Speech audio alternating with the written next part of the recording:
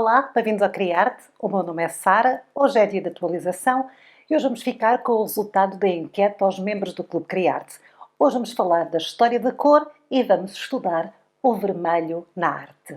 Bem-vindos!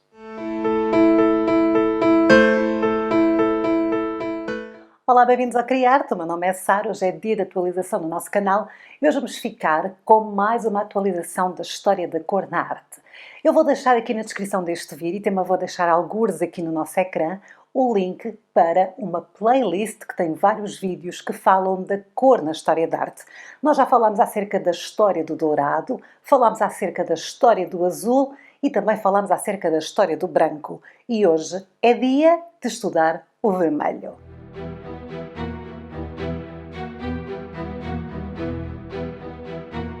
A história do vermelho começa, na verdade, no início da história da civilização humana, porque o vermelho é o pigmento mais antigo encontrado na humanidade.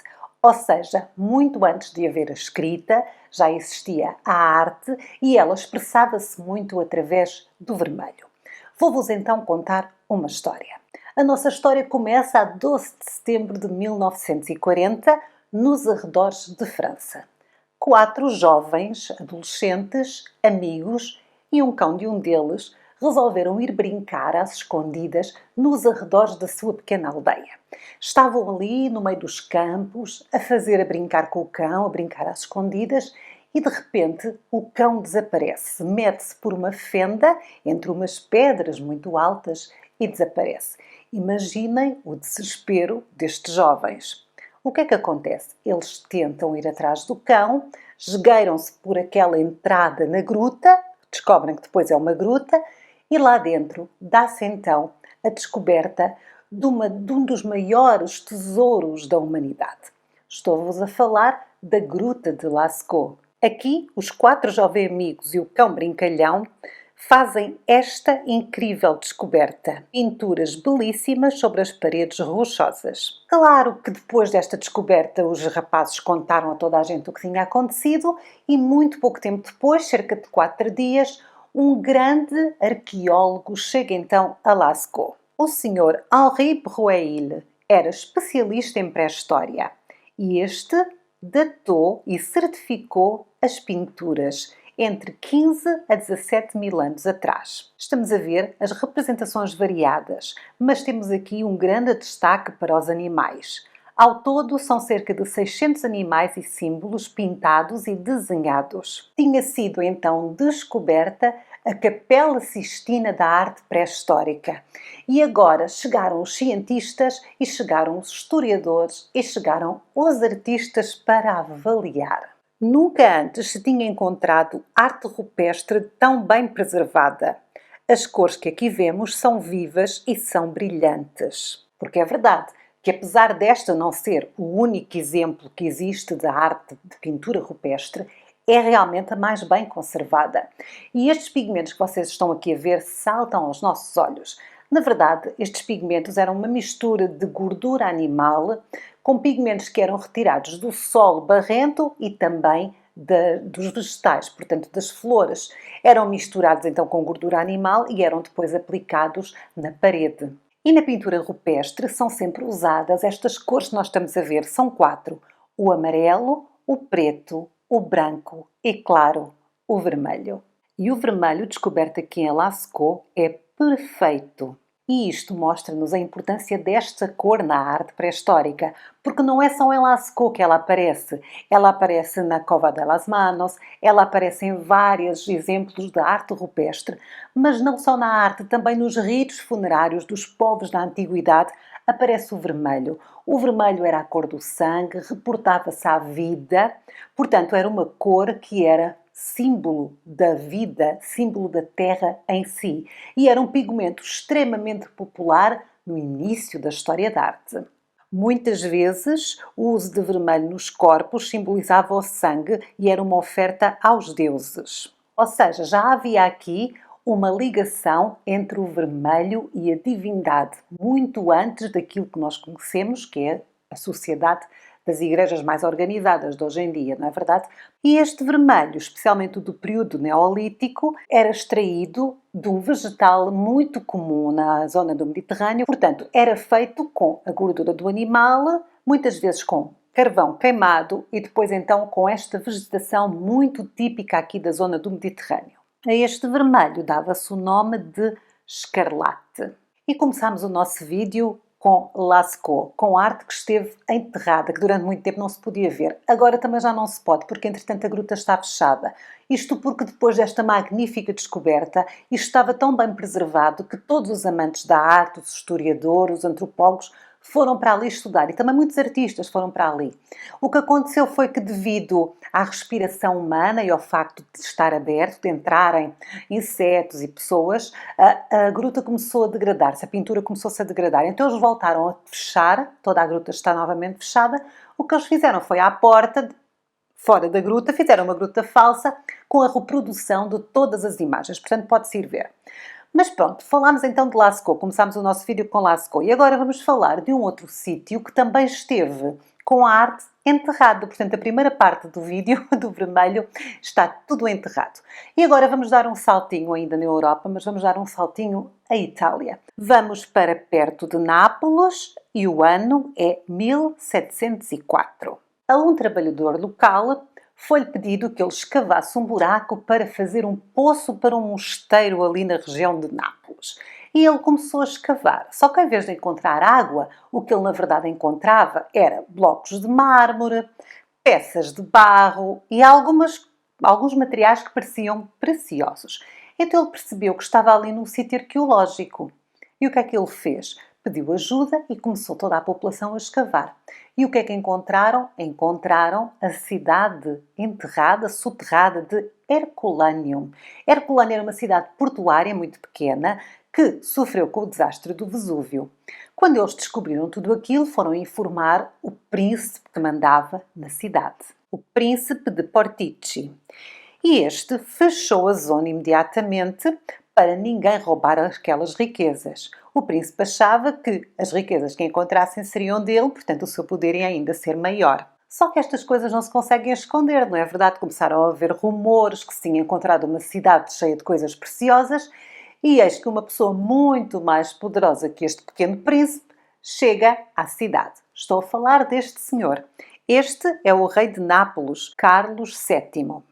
Era um homem muito poderoso, sendo também o rei de Espanha e rei da Sicília. Quando ele ouviu falar dos tesouros todos que estavam a ser desenterrados em Herculaneum, pensou, eu é que sou o rei, os tesouros são para mim, certo? Era uma forma dele mostrar mais prestígio e mais poder ainda. Estas pessoas, o poder que têm e o dinheiro que têm nunca lhes chegam, querem sempre mais. Então o que ele fez foi, começou a subsidiar estas escavações e começou a mandar chamar os peritos. Nesta altura não existia arqueólogos, a arqueologia ainda não era assim um emprego.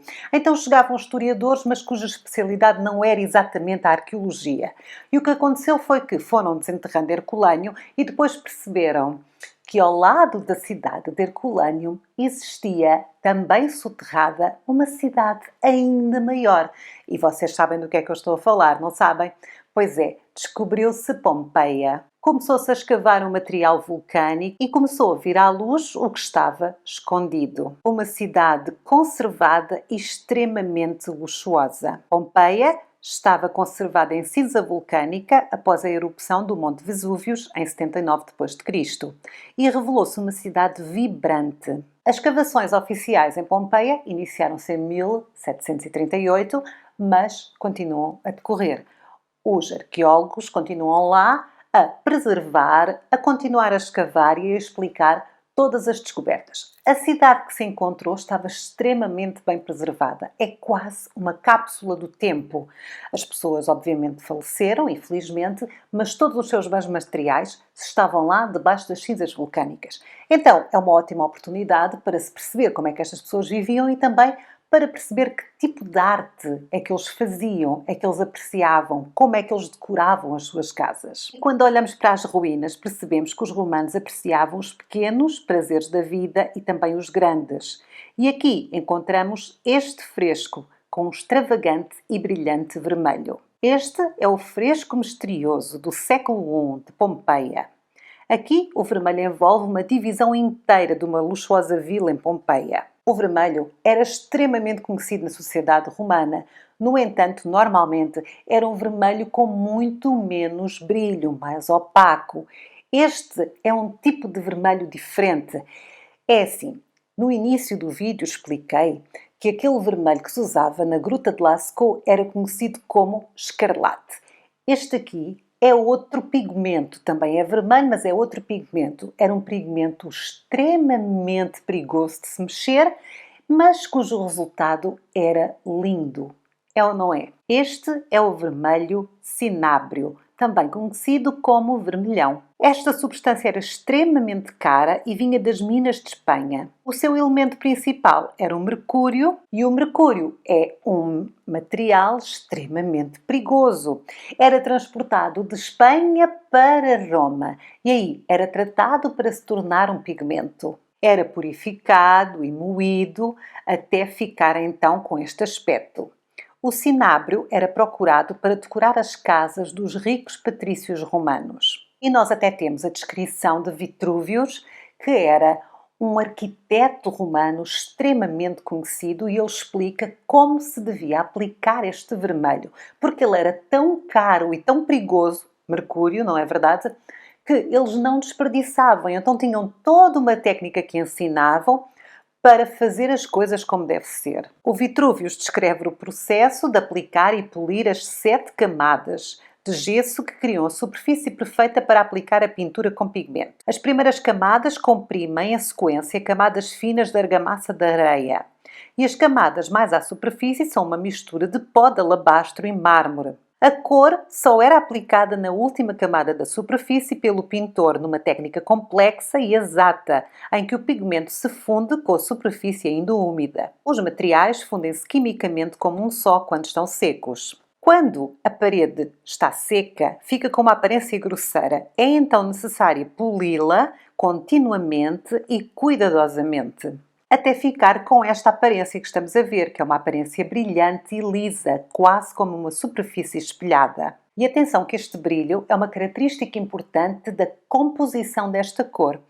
O Vitrúvios continua a sua explicação, dizendo que é necessário polir toda a parede com uma espécie de cera e depois retirar a cera com panos de linho e óleo aquecido, até esta ficar então completamente brilhante.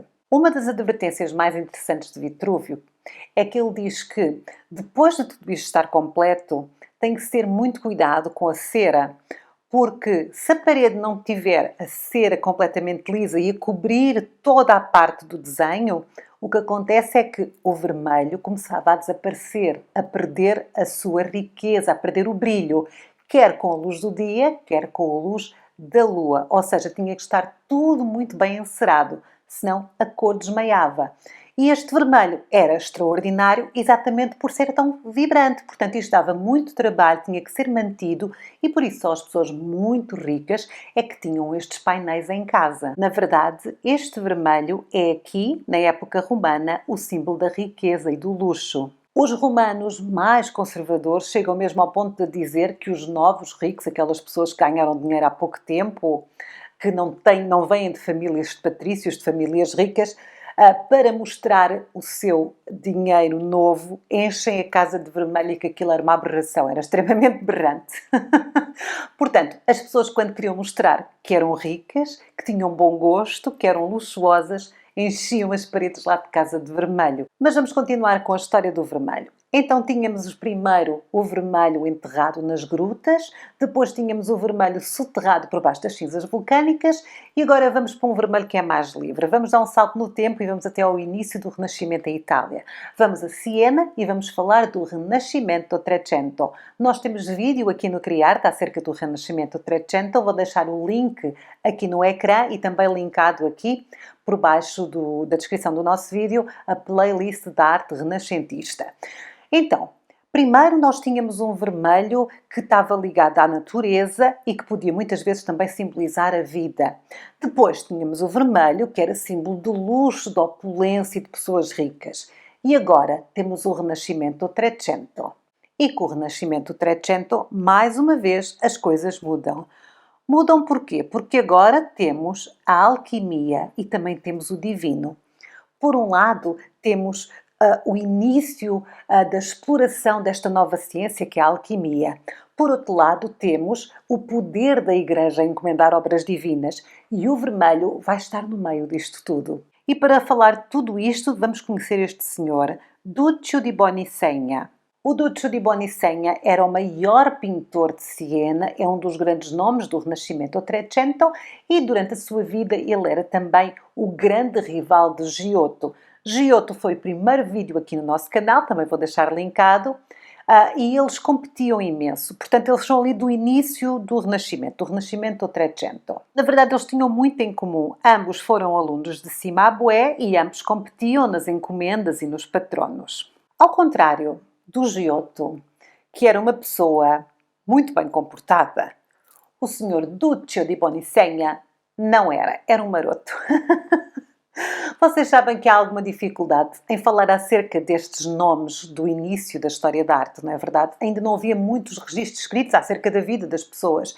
Os registros que nós temos acerca da vida do Duccio são as multas por causa das patifarias que ele fazia. Andava sempre a ser perseguido pela polícia. E não era coisa leve. No arquivo da cidade de Siena constam vários crimes e várias multas ao jovem e rebelde pintor. Entre eles, a fuga à convocação militar, que já era algo muito complicado.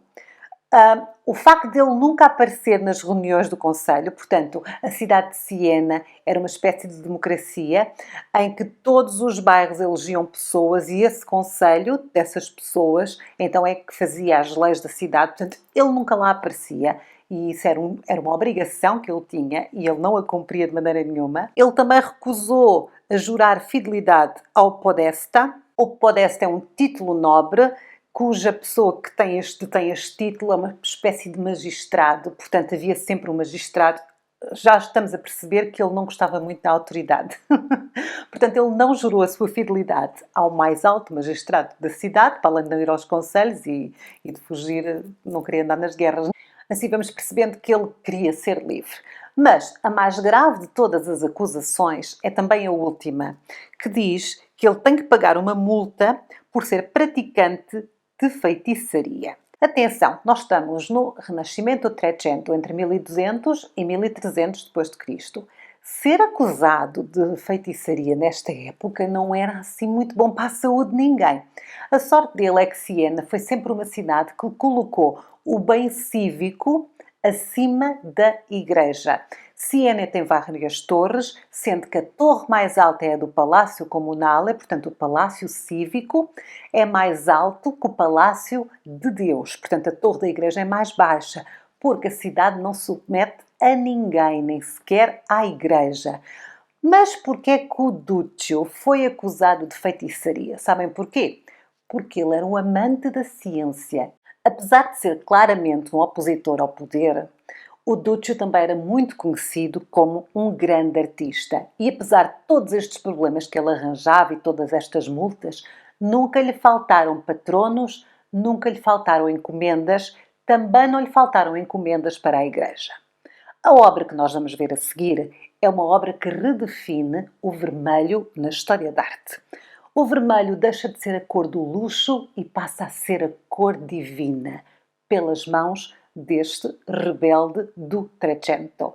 Vamos ver a obra. Esta é a Maestà, e a Maestà tem uma história também ela deliciosa por trás. É assim, a Duomo de Siena, a catedral, encomendou a Duccio uma obra para o altar. E o Duccio decidiu fazer a obra da sua vida, a maior obra de sempre, literalmente. Ele decidiu pintar, então, uma obra com mais de 50 metros de frente, mais de 700 figuras, uma estrutura de suporte com duas faces, de um lado a Madonna com o menino, com santos e anjos, e do outro lado a vida da Virgem e a vida de Cristo. A encomenda foi feita em 1308 e Duccio foi para a sua oficina. E nós sabemos tudo acerca desta obra. Porquê? Porque em Siena as pessoas gostavam muito de fazer apostas. E quando souberam que o Duccio meteu na cabeça que ia fazer uma obra que assim toda dividida seria 50 metros, as pessoas começaram imediatamente a apostar dinheiro quando é que ela terminava ou se ela terminava. E então nós sabemos tudo acerca desta obra porque todos os dias alguém ia lá à oficina do Duccio ver como é que estava o progresso para saber assim mais ou menos como é que havia de apostar. A obra foi iniciada a 9 de outubro de 1308 e foi terminada a 9 de junho de 1311. E claro que quando o Duccio terminou a sua obra, fez as coisas em grande e encomendou uma série de carruagens para transportar a obra assim 50 metros, até da sua oficina até à Duomo de Siena. A cidade parou completamente, toda a gente a ver passar a Nossa Senhora e a vida de Cristo nas suas carruagens.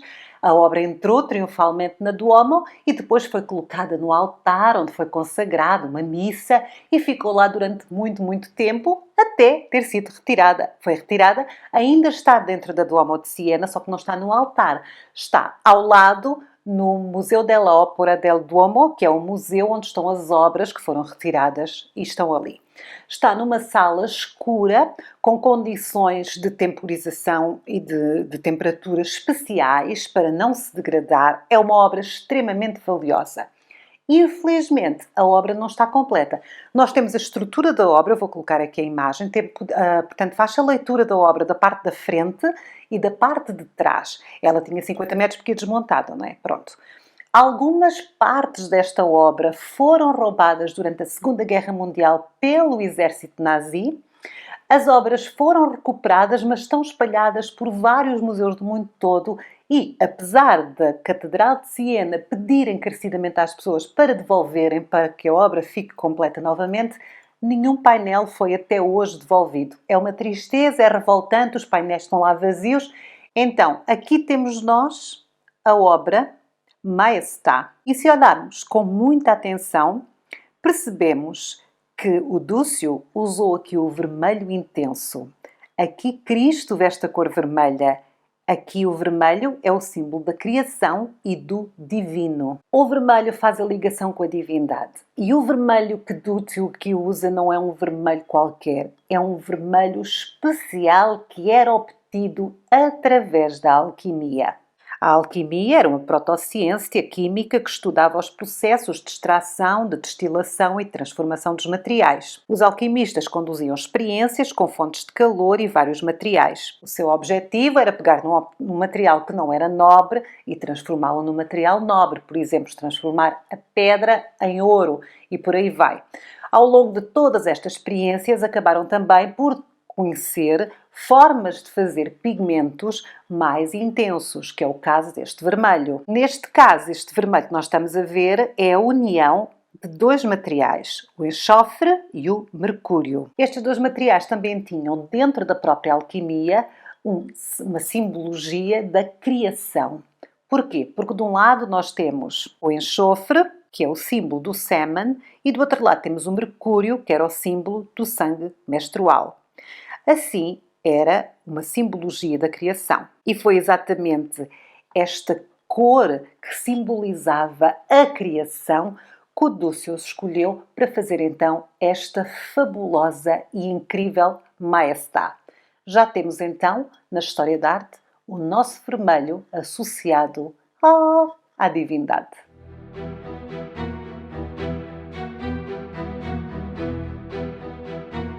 Nesta segunda parte do nosso vídeo, vamos dar um salto geográfico. Vamos para o norte da Europa. No norte da Europa existe um vermelho muito especial de origem animal, ou seja, é um pigmento retirado de um ser vivo. Na verdade, é retirado de um pequeno inseto que se chama Genus kermes. Este inseto vive nos caroços dos carvalhos. Por ser difícil de extrair de um inseto tão pequeno, era extremamente caro, extremamente raro, mas muito, muito apreciado pelos pintores do norte da Europa. Como a tinta era cara, usavam-na pouco, só em coisas assim mais especiais. Mas houve um senhor, um pintor, que, enfim, pintou um quadro inesquecível com este vermelho. Estou a falar dele, de Jan van Eyck. Jan van Eyck é natural da Flandres e ele conhece muito bem as poderosas associações da cidade. O que acontecia era uma espécie de sindicatos, que todas as profissões tinham a sua própria associação, que iam buscar trabalho e depois distribuíam pelos seus associados.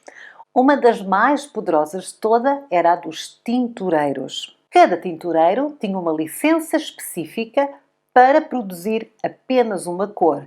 Muito raramente podiam fazer duas, por exemplo, amarelo e laranja podiam ser feitas pelo mesmo tintureiro, mas era raro, era altamente especializado.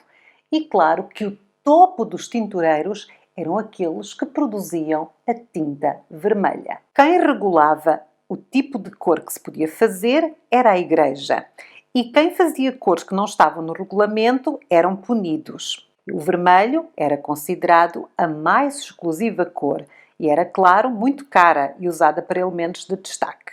E foi exatamente isso que o Jan van Eyck fez. Ele destacou-se a si próprio com esta obra. Este é o retrato, também considerado um autorretrato, de Jan van Eyck de 1433.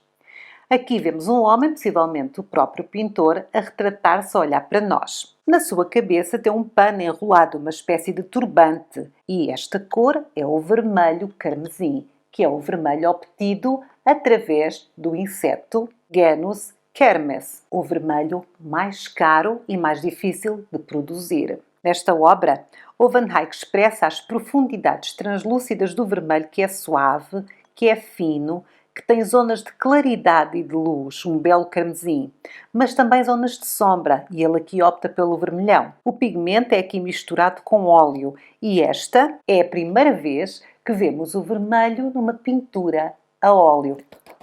Chegamos lá, finalmente. O Jan van Eyck é realmente um dos precursores da pintura a óleo e esta obra teve um enorme impacto na arte do seu tempo. O retrato de homem de turbante vermelho é considerado um autorretrato do artista. Para além deste vermelho magnífico, a moldura desta obra é muito interessante, pois tem duas inscrições. E atenção, que isto era algo que o Van Eyck fazia muito. Infelizmente, as suas obras foram muito roubadas ao longo da história e muitas delas, quando foram recuperadas, já não tinham, então, a moldura. Mas ele pintava as molduras e passava mensagens nas molduras. Esta moldura parece que tem uma gravação em cima, outra em baixo. Não são gravações, são pinturas. Ele imitava a gravação, a gravura, através da pintura. E o que é que aqui temos escrito? Temos escrito na parte de cima, como eu posso. Aqui, neste caso, ele usou letras gregas. Isto é uma apropriação do que os escritores colocavam quando terminavam um manuscrito, como forma de mostrarem modéstia. Aqui o Van Eyck não está propriamente a mostrar modéstia. Está a dizer que olhem como eu posso pintar bem. Depois, em baixo, ele assina o seu nome em latim, Jan van Eyck me fecit, e datou em 1433, no 21º dia de outubro. Tudo isto é um ato consciente para se colocar na história da arte. As inscrições, aqui pintadas na moldura, têm esse fim. É um retrato de um pintor brilhante, é um retrato a óleo de um pintor brilhante, é um retrato com um vermelho exclusivo, rico, belíssimo. Esta obra mudou a forma como muitos pintores se retratavam a si próprios, mas também nos mostra o quão intenso e bonito era este vermelho. E agora que vimos o vermelho rico e exclusivo do norte da Europa, vamos mudar de continente. Vamos sair da Europa, porque o vermelho está na história da arte em todos os continentes que existem. O vermelho é um pigmento preferido desde o início da história da arte. Nós agora vamos então dar um salto às Américas, porque lá, senhores e senhoras, veio um outro vermelho que mudou tudo. Nesta altura, os espanhóis colonizavam a América Central e alguns territórios da América do Sul. E ali descobrem, no meio dos nativos da região, das pessoas que lá viviam, um vermelho que era colocado nas roupas de realeza, que era lindíssimo, que era muito mais intenso do que aquele que eles conheciam na Europa. Este vermelho exótico era conhecido entre os habitantes das Américas por grana, mas para nós, para o resto do mundo, acabou a ficar conhecido como vermelho cochonilha. Cochonilha é o nome de um pequeno inseto, um escaravelho. As fêmeas destes insetos deitam um líquido vermelho.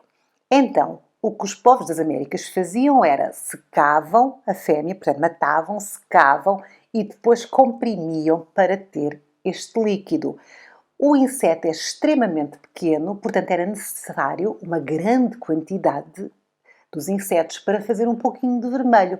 Por isso é que era um vermelho exclusivo dos nobres, exclusivo da alta sociedade das Américas. Na verdade, a cor é o vermelho carmim, mas ficou conhecido como vermelho cochinilha por causa então dos pequenos caravelhos. E vestígios deste pigmento foram encontrados datados do século II em textos das Américas. Um dos frades espanhóis que, nesta altura, estava nas Américas, ficou de tal forma encantado com este vermelho que decidiu fazer ilustrações. Vamos ver. O frade tinha o nome de Martín de Murua e estas ilustrações são os governantes vestidos nos seus trajes tradicionais de cor vermelha. O rei também usava uma fita carmim na cabeça. Uma das ilustrações mais famosas é esta que estamos a ver de Manco Cápac, na pose do jovem Sinchi Roca, que, como jovem da Casa Real e futuro rei, também usa a fita carmim. O que aconteceu foi que a paixão por este vermelho carmim acabou de passar das casas reais do Peru, do México, para as casas reais da Europa. Aquele vermelho que nós vimos do Jan van Eyck era extremamente difícil de fazer, demorado e caro. Este não é que fosse mais barato, só que havia muito mais insetos, muito mais gente a produzir. Então o que os espanhóis fizeram foi começar a trazer aqueles escaravelhos fêmeas já mortos, já secos, compactados, para a Europa, para produzir então este vermelho em maiores quantidades. O Carlos V, o Sacro Imperador, pediu em 1523 aos seus conquistadores todo o carmim possível de recolher. Então, em vez de se recolherem os escaravelhos na natureza, começaram-se a fazer então produção intensiva, portanto havia quintas enormes dedicadas à produção deste inseto para depois mandar para a Europa. Os escaravelhos normalmente estavam em vastos campos de cactos. O Gonçalo Gomes de Cervantes, um cronista espanhol, descreveu todo o processo em 1599. Segundo ele, deve esperar-se que os escaravelhos engordem ao sol até ficarem do tamanho de uma lentilha. Depois é só recolher. Depois são mortos, cozidos ou assados no forno, se bem que para os povos nativos das Américas do Sul o melhor era deixarem-nos estar ao sol para ficarem assim mesmo madurinhos. Mas cozer também era mais rápido, também servia. Depois de secarem por vários dias, são então compressos juntos para serem facilmente transportados. Esta matéria-prima era extremamente valiosa, tornou-se uma das maiores exportações dos espanhóis para toda a Europa, não é verdade? E segundo os arquivos dos povos nativos, nomeadamente os registros do tributo asteca, a circulação anual chegava aos bilhões de escaravelhos. Claro que isto também porquê? Porque eram necessários cerca de 75 mil escaravelhos para fazer 500 gramas de pó vermelho. Assim, os navios espanhóis transportavam cerca de 1 bilhão de escaravelhos por ano. Em 1587, existem registros de cerca de 72 mil metros de vermelho cochonilha chegarem a Sevilha, destinados às casas nobres de toda a Europa. Após a independência do México, entre 1810 e 1821, a produção de cochonilha passou a ser de forma diferente. Portanto, espalhou-se, deixou de ser exclusiva ali daquela zona do sul da América e passou a espalhar-se por vários outros pontos, como a Guatemala, as Ilhas Canárias e também a Ilha da Madeira. Entretanto, para os artistas, este era o vermelho mais procurado de todos. Primeiro, não era tóxico, como aquele primeiro vermelho que vinha lá dos alquimistas, aquele do Renascimento Trecento. Depois, era mais fácil de cultivar e de encontrar e de fazer pigmento do que aquele que era utilizado na Europa.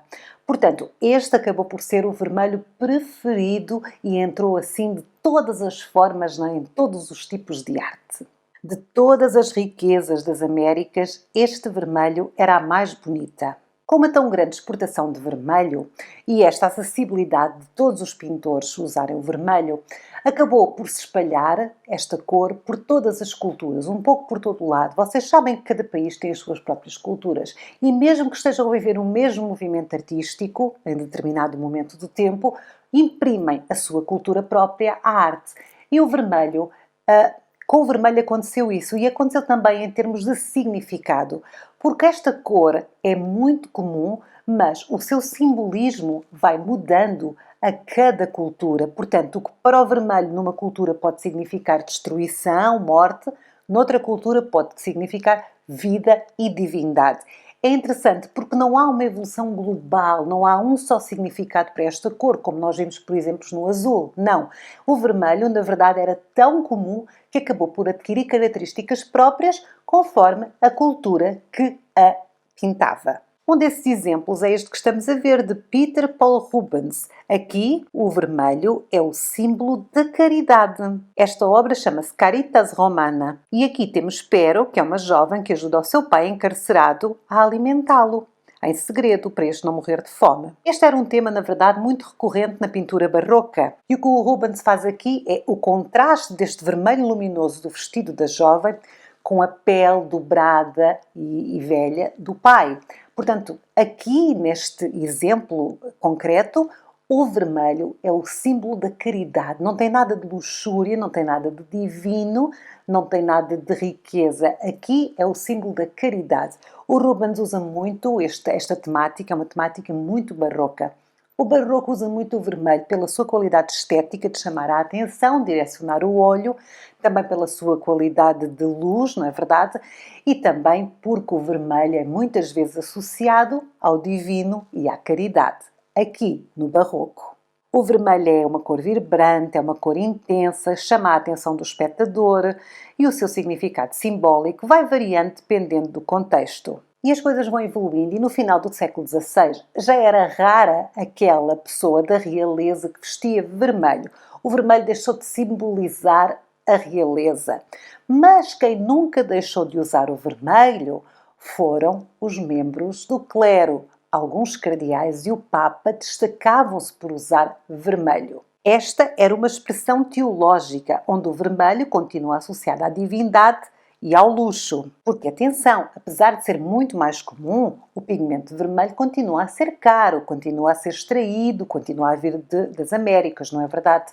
Mas vamos agora conhecer a obra de um pintor que eu pessoalmente gosto muito, que também é do barroco, que usa então o vermelho neste sentido de luxo. Este é o retrato do Papa Inocêncio X, uma obra de 1650 do artista Velázquez. E atenção que esta obra é considerado o melhor retrato já alguma vez pintado. O Velázquez é um pintor do barroco, portanto ele gosta de usar os vermelhos para nos chamar a atenção, e aqui o vermelho tem também uma simbologia.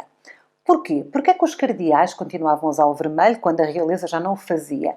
Porque era considerada a cor dos mártires, era a cor daqueles que derramavam sangue em nome de Deus. Logo, era a cor do sacrifício. Assim, o Papa podia usar o vermelho. E nós temos exatamente isto aqui, criado por Velázquez.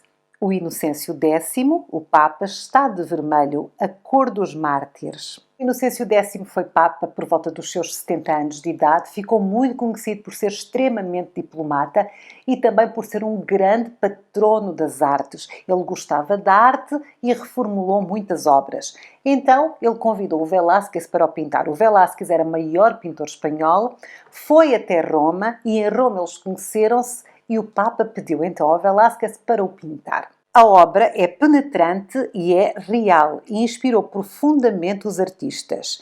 Pela primeira vez, a arte usou a cor e a psicologia numa obra. Velázquez aqui usou várias tonalidades de vermelho. Na verdade, o Velázquez nesta obra usou 21 tonalidades diferentes de vermelho. Temos os brilhantes, os sedosos, os aveludados, os mates, enfim, todas as variações possíveis de vermelho o Velázquez usou. O vermelho estende-se também para o ambiente que envolve o Papa, para o seu trono e até para o tecido atrás dele. As texturas aqui são apresentadas com grande virtuosismo, afinal de contas isto é Velázquez. Mas claro que a característica mais marcante desta obra é o olhar do Papa Inocêncio, que observa e segue o espectador, revelando assim inteligência, astúcia e uma pessoa extremamente vigilante. Este retrato diz-nos que o Papa Inocêncio X é um homem extremamente inteligente e que sabe que é muito poderoso. Reza a lenda que quando o Papa viu este retrato não quis, disse: é demasiado real, não gosto. Mas é exatamente por isso que esta obra é tão importante. É um retrato psicológico. Ele não retrata só a fisionomia do indivíduo, ele retrata-o como ele é na realidade, a sua personalidade. E grande parte disto deve-se ao vermelho. O vermelho expressa aqui emoção. Chama o nosso olhar, faz-nos olhar também para trás, não é verdade? E, acima de tudo, transmite a simbologia da Igreja, mas também nos permite ver a personalidade da pessoa retratada. Uma obra de arte absoluta. E, meus amigos, minhas amigas, depois de Velázquez, o vermelho nunca mais foi o mesmo.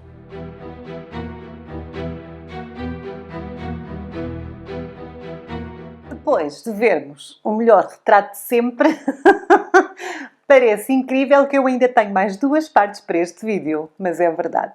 Então, já fomos às Américas, já percebemos que o retrato mudou completamente através da obra de Velázquez e agora vamos fazer um caminho pela natureza. Vamos olhar para dentro e olhar para fora ao mesmo tempo. Vamos continuar com o vermelho, mas de uma forma mais expressiva. A 22 de janeiro de 1892, um jovem pintor solitário escreve o seguinte no seu diário: eu estava a andar ao longo da estrada com 2 amigos. Então veio o pôr do sol. O céu ficou de um vermelho de sangue e eu senti um toque de melancolia. Eu parei, inclinei-me contra a vedação, morto de cansaço. Sobre o preto azulado da fiord e da cidade pairava sangue e fogo. Os meus amigos continuaram a andar. Eu fiquei para trás. Tremendo de medo, eu senti um grande grito da natureza. Na verdade, em 1883, o grande vulcão Krakatoa entrou em erupção. A erupção foi tão devastadora e tão assustadora que expeliu pedaços de metal por toda a Europa. Os céus ficaram alaranjados, ficaram negros, parecia mesmo como um dia a acabar. Provavelmente isto chegou à Noruega, lá em Oslo, onde vivia o nosso pintor. Sabem de que eu estou a falar? Pois é, estou a falar dele, o Homem do Grito. Vamos falar de Edvard Munch. Edvard Munch, extremamente conhecido, traduziu os seus receios para várias obras. Como exemplo esta que estamos a ver, O Desespero. No Desespero, quer seja na obra a carvão, quer seja na obra a pastel, há uma grande predominância do vermelho. Quero-vos mostrar aquela obra em que ele estava a referir-se quando eu comecei esta parte do vídeo. Esta é a sua maior obra, O Grito. Aqui a cor intensa traduz o íntimo do pintor, os sentimentos. A temática do indivíduo solitário rodeado pelo céu vermelho é impactante e provocadora. Munch pinta o que sente e não o que vê. Aqui, o objetivo do pintor é captar o impacto emocional. Não tem a ver com formas da natureza. O Munch não quer pintar a natureza como ela é. Ele quer nos mostrar o impacto dessa natureza no nosso íntimo. Assim, ele usa apenas os elementos essenciais, a forma e a cor. Munch escreve poesia com a cor. Ele sente a cor. Ele revela os seus sentimentos através da cor e passa-os para os seus trabalhos. Aqui, o significado do vermelho muda novamente. Aqui temos a ansiedade, temos a melancolia, temos a vulnerabilidade e temos, claro, o grande grito da natureza. Sim, é da natureza. Muita gente pensa que ele está a gritar por alguma coisa dele, mas não. O grito que ele ouviu foi o grito da natureza, é isso que ele está a expressar. Nós vemos os laranjas e os vermelhos por trás nesse céu maravilhoso. Existem várias obras chamadas O Grito, ele tem várias versões do Grito. Eu aqui trouxe-vos para vos mostrar aquela que considero mais bonita, que é aquela que é pastel, porque aqui temos um vermelho pouco diluído, um vermelho muito mais carregado, muito mais intenso. Aqui, realmente, o vermelho assemelha-se ao sangue e línguas de fogo. Aqui ele criou a sua própria linguagem e a sua própria simbologia. Em 1895, Edvard Munch mostrou o grito pela primeira vez em público, numa exposição Blomkvist Gallery, em Oslo. Na altura, O público, quando olhou para esta obra, duvidou da sanidade do pintor. As pessoas não acreditavam que tinha sido uma pessoa normal, entre muitas aspas, a pintar a obra. Pensaram que era uma pessoa perturbada pela expressão. Vocês reparem que ele pinta com a cor. Não temos aqui formas, temos só cor. Não temos linhas corretas, não temos aquelas perspectivas. Portanto, tudo aqui é muito mais intuitivo e as pessoas não estavam preparadas por isso. Durante muito tempo, por baixo da obra, apareceu um pequeno papel onde se podia ler: só pode ter sido pintado por um louco. Hoje sabe-se que quem escreveu só pode ter sido pintado por um louco foi o próprio Munch, porque ele percebeu a comoção que a sua obra estava a gerar, ouviu as críticas e, de uma forma muito sarcástica, colocou então esse bilhetinho lá por baixo da obra. Foi assim considerado durante muito tempo, mas já não é. É sempre assim quando os pintores estão à frente do seu tempo. O vermelho desta obra incomodava, tudo nesta obra incomodava, mas a obra de arte serve muitas vezes para nos levar a pensar, para nos inquietar, para nos gerar incómodo, para nos pôr a pensar. E foi exatamente isto que o Munch fez. Hoje o Grito é considerado uma obra-prima e é muito disso devido ao seu uso da cor vibrante e irrealista. Este foi um momento-chave para o movimento expressionista na arte. Então, neste caso, o Munch libertou o vermelho das suas amarras. E agora que o vermelho é completamente livre, de quem é que nós vamos falar? Nós temos que falar dele num vídeo sobre o vermelho. Sabem porquê? Porque o pintor que nós vamos falar a seguir é o mestre da cor. Sim, vamos falar de Henri Matisse. Henri Matisse, o gênio da cor, o melhor colorista de sempre. O Henri era um jovem simples, filho de um comerciante de cereais que achava que os artistas eram boémios, não gostavam de trabalhar e não serviam para nada. E o filho dele amava a arte, é daquelas coisas. Obrigado pelo pai, foi estudar Direito, porque o pai achava que, enfim, não é? Artista é que não podia ser. E o Matisse fez-lhe vontade. Mas após uma grave apendicite, a mãe, que era uma senhora se calhar um bocadinho mais inteligente, ofereceu ao seu filho, que estava ainda na cama, um estojo de pintura. E o Matisse começou a pintar e percebeu imediatamente que aquilo era o que ele queria fazer para o resto da vida. Não queria cá ser como o pai. Ele começou a pintar e de tal forma ficou encantado que acabou por ir estudar arte e dedicar-se à pintura. E o Matisse adorava cores. Ele era pintor e era escultor, mas acima de tudo adorava cores e acreditava que a arte era feita para embelezar a vida dos homens. Para ele, o artista devia ter o olhar de uma criança e ele adorava, acima de tudo, o vermelho. E eu agora vou-vos mostrar uma obra que é das minhas obras preferidas de Matisse, que eu acho linda e que é Vermelha. Vamos ver. Esta é a obra de Henri Matisse de 1911, O Estúdio Vermelho. Aqui, o que o pintor faz é levar-nos para dentro do seu mundo. Nós estamos a ver o estúdio do artista, os seus instrumentos, as suas obras de arte, a sua mobília. Nós estamos num espaço íntimo do artista. E vocês estão-se a perguntar, mas é verdade que o estúdio do Matisse era vermelho? No seu coração era. Ele adorava vermelho. É que o Matisse não está nada preocupado em nos mostrar o mundo como ele é. Ele mostra-nos o mundo como ele sente que o mundo é. Um bocadinho como o Munch. Nós vimos o Munch há pouco, não é verdade? O Munch usava a cor para causar impacto, para mexer dentro das pessoas. O Matisse exporta o que está dentro dele para fora, através da cor. Na verdade, verdadeinha mesmo a sério, o estúdio era todo branco, mas Matisse aqui usa a cor para construir um espaço mais pessoal, construído na sua imaginação, envolvendo-nos assim no mundo interior para o exterior sem fronteiras, tudo com um intenso vermelho. Segundo o próprio Matisse, o maior objetivo da cor é expressar-se o melhor possível. Ou seja, para Matisse, a cor é baseada na interpretação e não na descrição. Às cores, o Matisse atribui sensações e sentimentos. Assim, trocou-se o branco pelo vermelho, tornando o local de trabalho numa vibrante intensidade. Uma festa.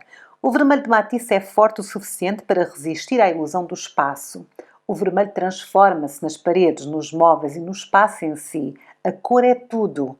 A obra é intensamente vibrante e ao mesmo tempo vazia, quase fantasmagórica. Nós temos linhas que sugerem a parede, o chão, os móveis. Estão aí as linhas de sugestão. Não são brancas, são alaranjadas. E, na verdade, não são pintadas, são raspadas. Ou seja, primeiro ele pintou a tela de uma cor, depois pintou o estúdio vermelho por cima e depois raspou. Portanto, são técnicas diferentes, mas o vermelho permanece, excepto num local. Os outros trabalhos artísticos que enchem o estúdio de Matisse aparecem aí nas suas cores originais. Só o espaço, só tudo que não é arte é que está colocado em vermelho. Também temos ali os seus materiais, os materiais com que ele trabalhava. É mesmo interessante. É uma janela gráfica para um mundo onde tudo foi reconfigurado para expressar sensações. O estúdio vermelho de Matisse é quente e brilhante no seu vermelho e, ao mesmo tempo, exala tranquilidade. Esta sensação é conseguida aí pelas linhas finas que já falámos. E o vermelho assumiu toda a realidade e transformou tudo. Só existia dentro da cabeça do artista e agora nós podemos ver como ele sente o seu estúdio. É vermelho. Matisse, o mestre da cor. E agora vamos falar de mais um pintor. Nesta terceira parte do vídeo nós temos ainda que falar de um pintor muito especial. Um pintor que também ele adora vermelho, que também ele adora a cor, que também ele desafia a normalidade e a regra da arte e que muda tudo. E tal como o Edvard Munch, é uma pessoa com uma vida fascinante.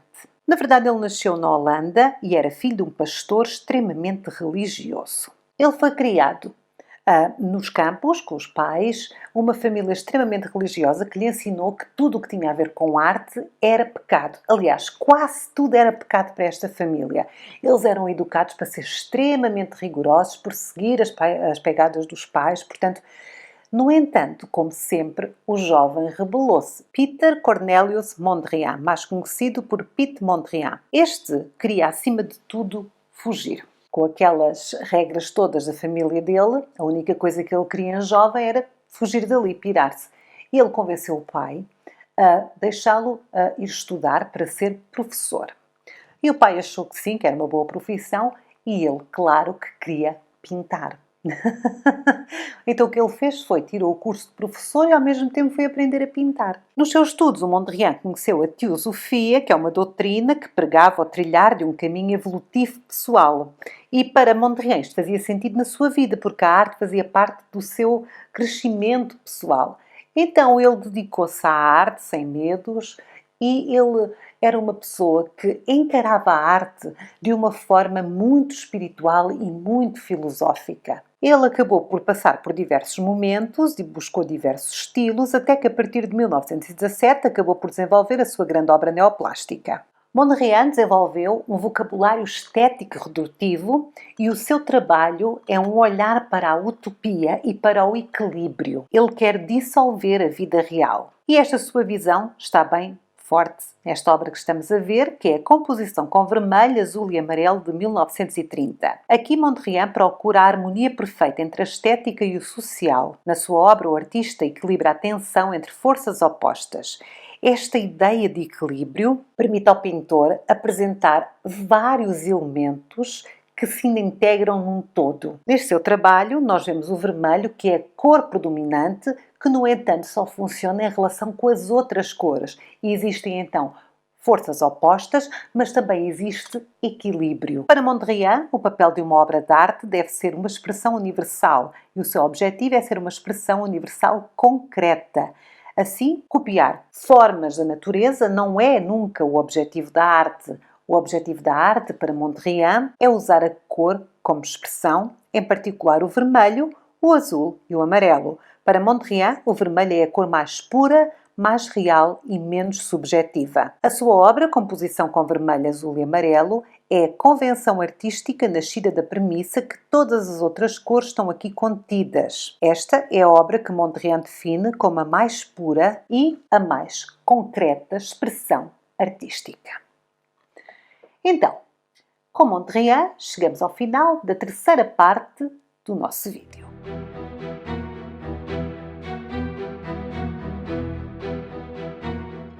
E chegamos então à última parte do nosso vídeo. E agora deixamos a alegria de Matisse e a harmonia de Mondrian para trás, porque vamos falar de desastre. Desastres. Vou contextualizar. Imaginem, uma família de refugiados da Eslovénia com 4 filhos. Um desses filhos tem uma doença rara, que é a doença de Huntington, que provoca danos cerebrais e também provoca manchas na pele. Essa criança não tem amigos, depois desta doença torna-se muito pouco sociável e a única pessoa com quem ele tem assim, alguma interação é com a mãe. A criança vai crescendo, vai para Nova Iorque, torna-se designer e mais tarde torna-se um dos artistas mais celebrados de sempre. Querem-no conhecer? Vou-vos apresentar. Senhoras e senhores, Andy Warhol. Este é Andy Warhol, que se apropriou de imagens e reconstruiu com a sua técnica mista uma nova consciência estética e parte desta sua nova estética era a cor. Ok, então o Andy Warhol vem com uma história pesada da família, uma doença, transforma-se num designer, vai para Nova Iorque, transforma-se num artista, usa a cor. O que é que isto tem a ver com desastres? Vou-vos mostrar. Este é um dos seus trabalhos, de 1962. Nesta altura, Warhol começa a reproduzir imagens dos jornais numa série de trabalhos chamados Morte e Desastres. As imagens incluem acidentes de carros, aviões despenhados e, como é o caso da obra que estamos a ver, cadeiras elétricas. Ao contrário do que se possa pensar, esta série de trabalhos do Warhol não é violenta em si, não é graficamente violenta, mas é uma crítica às massas, aos tabloides, aos jornais sensacionalistas que, ao reproduzirem muitas imagens de violência, acabam por dessensibilizar as pessoas para essa mesma violência. O vermelho nesta obra enquadra e chama a nossa atenção. Aqui, o vermelho é a cor do desastre. O desastre vermelho mostra a cadeira elétrica da prisão de Sing Sing, em Nova Iorque. Esta foi abandonada em 1963, no meio de uma grande discussão acerca da pena capital nos Estados Unidos da América e acerca da pena de morte, em especial do uso da cadeira elétrica. Warhol aqui repete a imagem da cadeira 12 vezes, diluindo o seu impacto com a sua forma mecanizada de produzir arte. Segundo ele, o quanto mais olhamos para a mesma coisa, mais o significado se perde e melhor e mais vazio nos sentimos. Aqui, a cor também é esvaziada de sentido. O vermelho do desastre não significa nada. Segundo Warhol, muitas pessoas teriam uma cadeira elétrica na sala como objeto de decoração. Se a cadeira ficasse, por exemplo, bem com o resto de decoração ou com os cortinados. Aqui, o que ele faz é esvaziar o significado do vermelho. A cor é usada para nos chamar a atenção, mas é esvaziada de significado. É completamente diferente de tudo o que tínhamos visto até aqui. Aqui, a cor e a imagem não se integram num sentimento comum, não há equilíbrio. Em vez disso, o vermelho cria uma distância, reforça uma disjunção e um vazio. É exatamente o caminho oposto daquilo que vimos na outra parte deste vídeo, em que havia sempre uma tentativa de harmonizar, de expressar qualquer coisa. O que o Andy Warhol aqui faz é completamente novo, é retirar toda a simbologia de dentro da cor. A cor é só a cor. Esta obra é muito, muito interessante, mas atenção que não é a única obra em que o Andy Warhol usou o vermelho de forma inesperada. Vamos ver uma outra que é muito mais famosa. Esta é uma obra de 1962 e chama-se As Latas de Sopa Campbell. É uma das suas obras mais conhecidas. Aqui temos a apropriação de imagens familiares da cultura dos mass media, a cultura dos tabloides e das celebridades e os artigos produzidos em massa. Um dos artigos mais populares seria este, as latas de sopa da marca Campbell's. Exatamente, as latas de sopa que são o sujeito da obra do Andy Warhol. Nesta altura, Esta marca era extremamente popular e existiam no mercado pelo menos 32 variedades de sopa, sendo que a primeira foi a sopa de tomate. O que o Andy Warhol fez foi criar 32 obras, uma para cada sabor.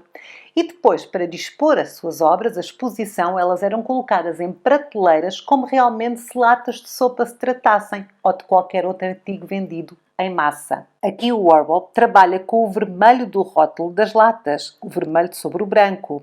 O Warhol retirou a cor vermelha do propósito inicial, que era o comércio da sopa, e inseriu no mundo da arte. Ele fabricava a sua arte como um produto e exibiu em prateleiras também como um produto. E Warhol sempre insistiu que isto não era uma crítica social. A única coisa que ele queria fazer era colocar a arte como se fosse um produto, sem crítica social, sem julgamentos. Portanto, era apenas uma forma de mostrar a arte. A verdade é que este vermelho das latas de sopa da Campbell's tornaram-se muito ligadas ao próprio artista, ao nome do Andy Warhol. Toda a gente se lembra da sopa de tomate quando fala do artista. E, na verdade, este vermelho é um vermelho que nós associamos mais à publicidade, ao comércio, mas aqui foi transportado para dentro da obra de arte. E agora vamos terminar o nosso vídeo com o nosso último artista de hoje. Não se pode falar de vermelho sem falar daquele que é considerado um dos maiores escultores vivos. Pois é, vamos falar de Anish Kapoor. Vamos agora conhecer o vermelho contemporâneo. Anish Kapoor nasceu em Bombay em 1954 e mudou-se para a Inglaterra em 1980. É considerado um dos maiores artistas dos nossos dias e é muito conhecido por explorar novos estilos de arte. Outro grande destaque do seu trabalho é a cor. Para Kapoor, a cor é para ser vista por fora e vista por dentro. Sentida por fora, sentida por dentro. A cor não é só um elemento da obra, é o elemento da obra. Para melhor perceber, vamos ver uma obra. Temos aqui uma obra de Kapoor, chama-se Mother as Mountain, é de 1981. E aqui temos o vermelho intenso. Este vermelho leva-nos de volta à Pompeia e é esta intensidade que nos sugere que este vermelho é simbólico. Para Kapoor, o vermelho é a cor da terra, não é uma cor do espaço profundo, não. O vermelho é a cor do sangue, é a cor do que está por dentro, é a cor da terra. Sempre que ele usa vermelho, está-se a referir a coisas muito terrenas. Não são coisas da imaginação, do divino, não são coisas do além, não são coisas de simbologias abstratas, são coisas muito concretas. Segundo Kapoor, o vermelho também é uma cor que carrega muita escuridão. É a cor do corpo, mas o corpo também tem um outro lado, o lado mais escuro. Nesta obra, o vermelho aqui é a fertilidade. A Montanha Vermelha sugere uma formação geológica, mas também sugere o feminino. E esta obra não tem uma narrativa muito clara. O que esta obra nos faz é sugerir múltiplas questões. E é exatamente isso que torna este escultor magnífico. Existem questões. Muitas delas são colocadas pela primeira vez quando vemos esta obra. O que é isto? Do que é que isto é feito? Isto é só a ponta do iceberg, a ponta da obra, ou há mais lá para baixo? O que é que ela significa? Por que é que ela é vermelha? É sólida? Como é que foi feita? O pó vermelho, na base desta obra, dá a impressão de que estamos a ver apenas uma parte, como a ponta do iceberg. Mas isso, na verdade, também é ilusão. Porque o que se está aqui a passar é que tudo isto é uma estrutura milimetricamente construída para dar a ideia que está assente em pó. Não existe pó aqui.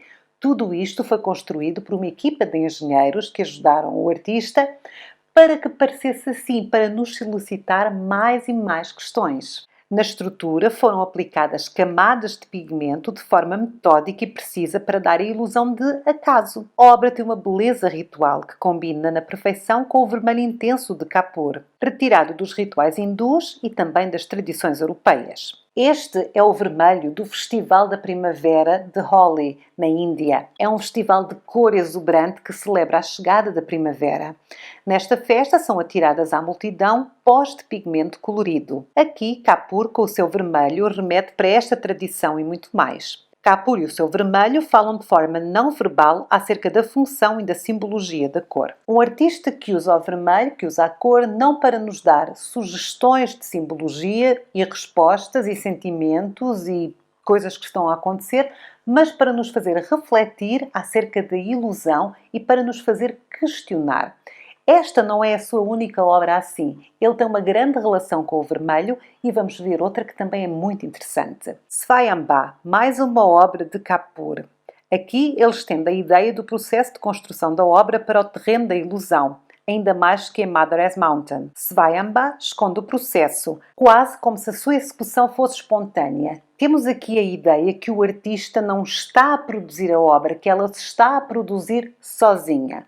Nós temos aqui um bloco colossal com a forma de comboio que comprime em si toneladas de pigmento vermelho misturado com cera e vaselina. Este bloco move-se muito lentamente, quase imperceptivelmente, nas calhas que passam numa porta. Esta porta é mais pequena que o bloco. Para nós, espectador, a percepção é de que é um comboio vermelho que vai passar, que não tem a mão do artista e tudo isto é uma ilusão e que se está a moldar a si próprio. Quando, na verdade, não. Tudo isto foi extremamente bem calculado pelo artista. Segundo o próprio Kapoor, o artista constrói mitologias, não constrói apenas objetos. E a cor preferida para todas estas obras é o vermelho. Na verdade, o Kapoor gosta muito de vermelho porque ele diz que o vermelho é uma cor que é muito intensa, que reflete muito bem a luz. Daí ele usar muito o vermelho. Para Kapoor, vermelho é uma cor brilhante, extrovertida e ao mesmo tempo remete para a escuridão e para o mundo interior. O vermelho na obra de Kapoor é o interior do corpo, é o centro de tudo. Desde o vermelho na cave de Lascaux, o vermelho de Pompeia com o luxo e o privilégio, até ao vermelho divino do Renascimento, o Trecento, de papas a gritos da natureza, de libertação da forma à produção massificada da cultura popular, o vermelho foi sempre especial na história da arte. E nós vimos aqui vários artistas que o usam de forma simbólica, de forma mais concreta, de forma mais emocional, de forma mais expressiva, de forma mais neoplástica, várias formas de usar o vermelho, de lhe dar qualidades ou até mesmo de o esvaziar de qualidades. E pronto, foi assim que nós hoje estudamos a história da cor na arte. Tivemos um vídeo acerca do vermelho. Nós vamos ter mais atualizações acerca da cor, não garanto que seja já, porque são guiões que me dão muito trabalho a fazer. Vocês devem calcular as horas que eu passo de volta disto, não é? Mas também dão muito prazer. Quero então deixar um beijinho especial para a turma 10º F de Beja, que me segue. Beijinhos para vós e muito obrigado por serem inscritos e me seguirem. Também me seguem nas outras redes sociais, porque vão ficar aqui na descrição do nosso vídeo, se quiserem. Façam um favor, são sempre bem-vindos às minhas redes. Também quero agradecer os membros do Clube Criarte, porque este vídeo foi uma enquete do Clube Criarte. Veio com atraso, eu sei, mas é que estava difícil terminar. O meu problema é que o vermelho é uma das minhas cores preferidas. E estamos a entrar num campo em que eu gosto de tudo. Então eu tenho que escolher que artistas é que vou falar e já gravei este vídeo 3 vezes e depois tiro um artista e ponho outro e enfim. É complicado, mas está feito, já saiu. Na próxima semana vamos ter mais atualização aqui no Criarte. Não se esqueçam de deixar um gosto. Deixem, por favor, nos comentários qual é a vossa obra em vermelho preferida. A minha eu fiz questão de não a citar. Vou deixar aí nos comentários também convosco, tá bom? Se quiserem apoiar o canal, não se esqueçam de fazer um gosto, de partilhar os nossos vídeos e se quiserem apoiar de forma assim mais envolvente, mais premente, podem-no fazer através dos membros do Clube Criarte. Para isto, basta clicar no botão que fica aqui por baixo de todos os nossos vídeos, um botãozinho que diz aderir. Temos o subscrever e temos o aderir ao lado. Basta clicar, aderir, aí vão ter acesso a um vídeo onde eu explico os patamares do Clube Criarte. Mas por hoje é tudo. O vídeo está longo, deve ter para umas 2 horas, não sei. Vou-me despedir por hoje. Fiquem bem, eu sou a Sara. Beijinhos e beijinhos para a Beja.